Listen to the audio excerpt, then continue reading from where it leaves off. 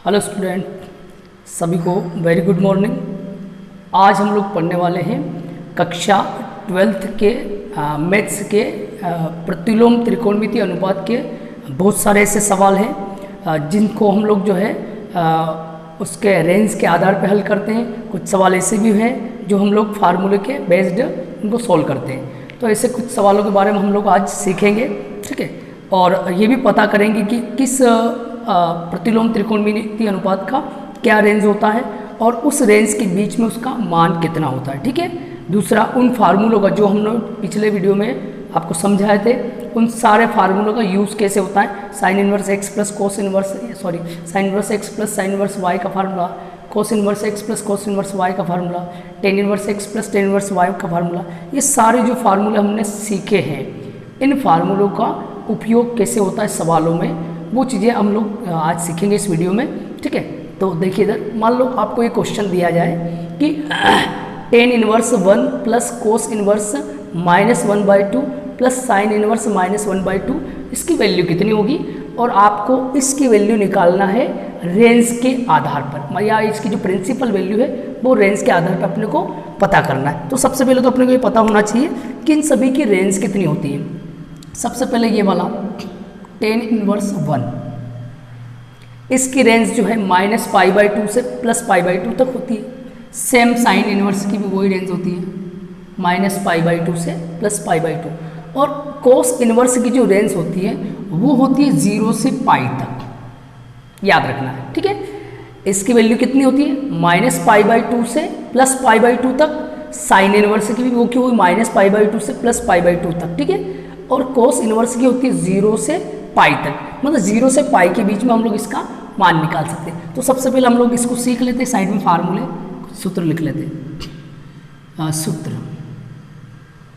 क्या सूत्र है वो हम लोग देखते हैं। फर्स्ट, अगर आपको बोला जाए sine inverse minus of x कितना होगा, तो सिंपल सा है, माइनस आगे आ जाएगा, माइनस साइन इनवर्स एक्स, ठीक है। क्यों? क्योंकि इसकी वैल्यू जो है -π/2 से +π/2 के बीच में होती है, तो उसमें आपका जो एंगल आएगा वो नेगेटिव जो है वो आएगा और पॉजिटिव भी आएगा, तो इसलिए माइनस कहाँ जाएगा, बाहर आ जाएगा, ठीक है। सेकंड, या यूँ भी समझिए माइनस ऑफ थीटा में साइन नेगेटिव होता है तो ये माइनस आएगा। दूसरा, मान लो टेन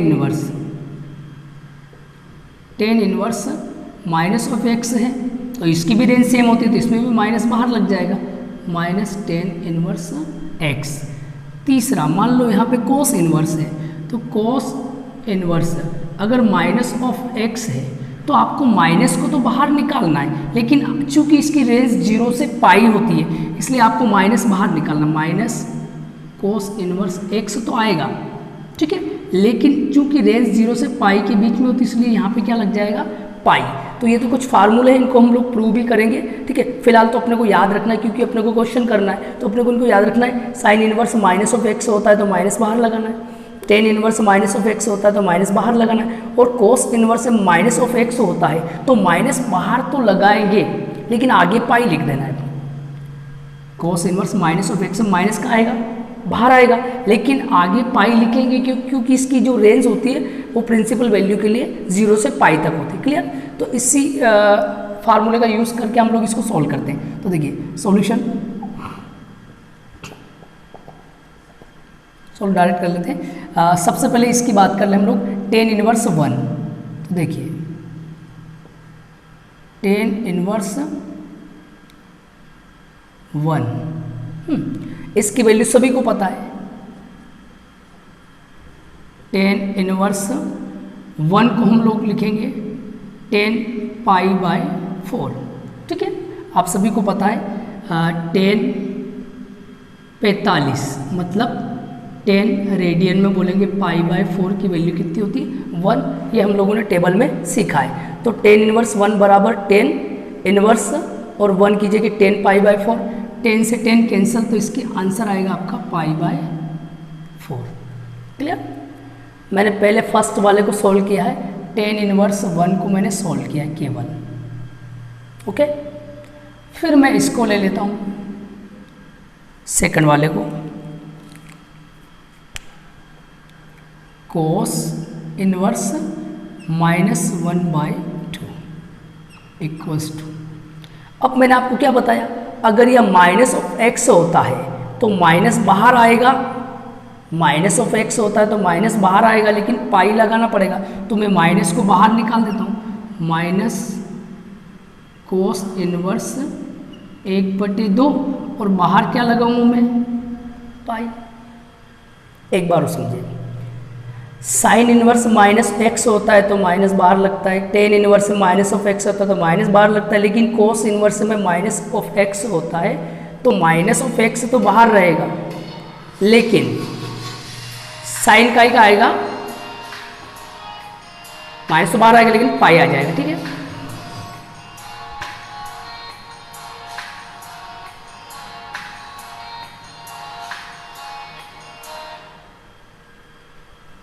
ओके, तो यहां ये लग जाएगा। अब देखिए इधर पाई ऐसा कैसे, माइनस कोस इनवर्स ऐसा से और 1/2, तो टेबल में अपने को पता होना चाहिए कोस पाई/3 मतलब 60 डिग्री, कोस 60 का मान होता है 1 और 60 को हम लोग लिखते हैं कोस पाई/3 1/2, ठीक है।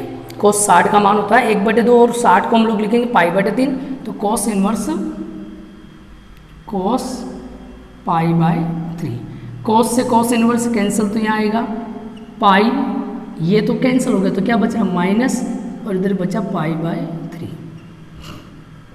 एलसीएम कितना आएगा 3, इसका इधर तो 3 पाई माइनस इसका इधर पाई, तो वैल्यू आएगी 3 पाई में से 1 पाई तो 2 पाई/3, तो देखो इसकी वैल्यू भी आ गई, इसकी वैल्यू भी आपने निकाल ली 2 पाई/3। नेक्स्ट एक और बच रहा है, उसको भी हम लोग ले लेते हैं, क्या बचा है,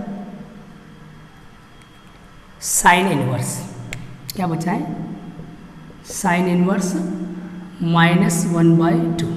अब साइन इनवर्स का formula, sine inverse minus of x होता है तो माइनस बाहर आ जाता है, तो यहाँ माइनस ऑफ एक्स, इसको आप एक्स मान लो, इसको क्या मान लो एक्स, तो sine inverse minus of x में माइनस बाहर, तो माइनस बाहर आ जाएगा और अंदर क्या बचेगा साइन इनवर्स 1/2, क्लियर। तो माइनस तो ऐसा से साइन इनवर्स और 1/2, तो देखिए इधर साइन में 1/2 किसका मान होता है, तो साइन 30 का होता है, साइन 30 का मान कितना 1/2 और साइन 30 को हम लोग क्या लिखेंगे पाई/6, तो यहाँ 1/2 की जगह हम लोग लिखेंगे साइन पाई/6, साइन से साइन कैंसिल हो जाएगा, साइन से साइन कैंसिल तो क्या बचा माइनस पाई/6, तो देखो इसकी वैल्यू भी हमारे पास आ गई, तो टेन इनवर्स 1 की वैल्यू कितनी आई पाई/4, कोस इनवर्स -1/2 की वैल्यू कितनी आई 2 पाई/3 और साइन इनवर्स -1/2 की वैल्यू आई -पाई/6। अब इससे सारी वैल्यू हम लोग यहाँ लिख लेते हैं, इसकी वैल्यू कितनी पाई/4 प्लस इसकी वैल्यू 2 पाई/3 और इसकी वैल्यू आई आपकी -पाई/6। अब इसको हम लोग सॉल्व कर लेते हैं, एलसीएम कितना आएगा इसका 12 ले लो, 12 एलसीएम, 4 से 12 3 बार, 3 का ऊपर 3 पाई, 3 से 12 4 बार, 4 दूना 8 पाई, 6 से 12 2 बार 2 पाई, ठीक है। तो क्या आएगा 3 पाई और 8 पाई, 11 पाई में से 2 पाई 9 पाई/12, 3 से काटो 3 तिया 9, 3 चौक 12, तो आपका जो आंसर आएगा 3 पाई/4, क्लियर। तो आप इसको सॉल्व कर सकते हैं, इससे अलग अलग स्टेप बाय स्टेप, ठीक है, नोट कर लो सभी इसको।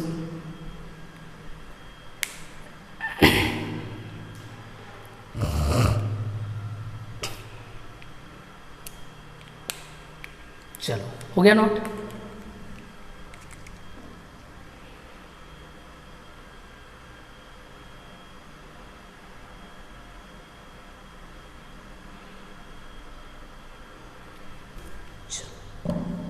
मिटा देते इसको।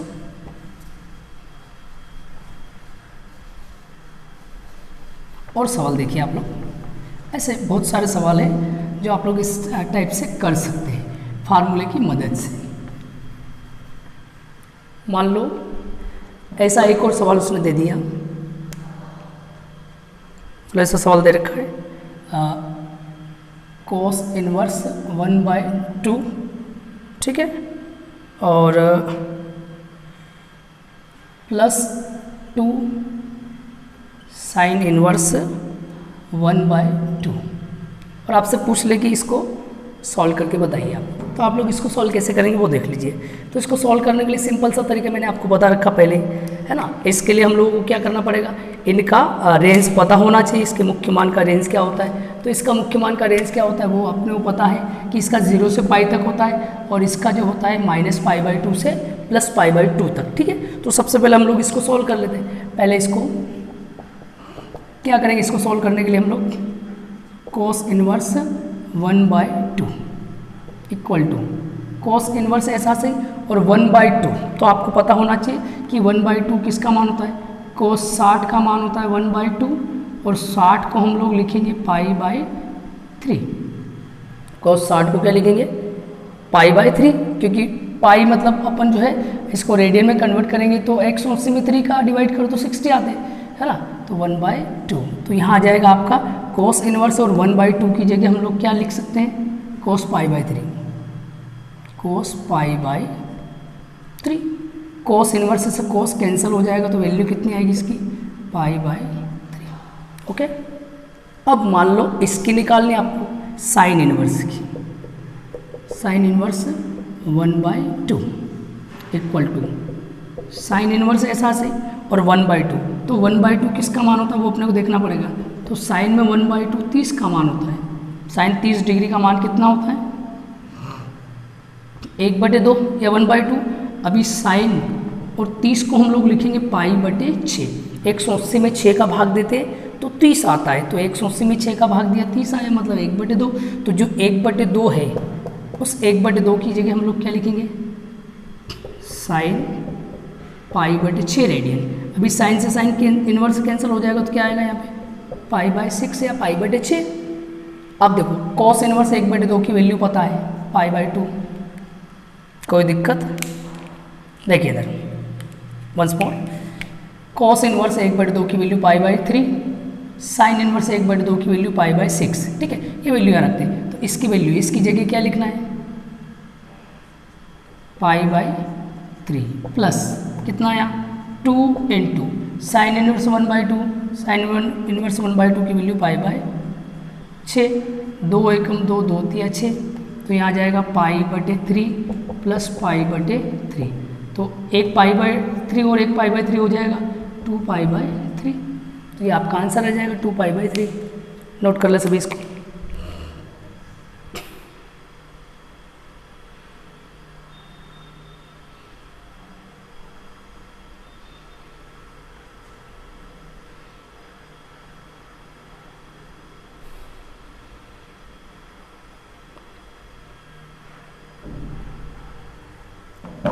चलो नोट कर लिया।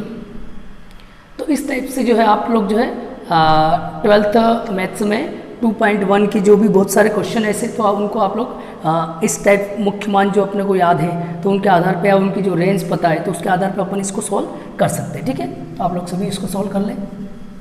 अब 2.2 की बात करते हैं।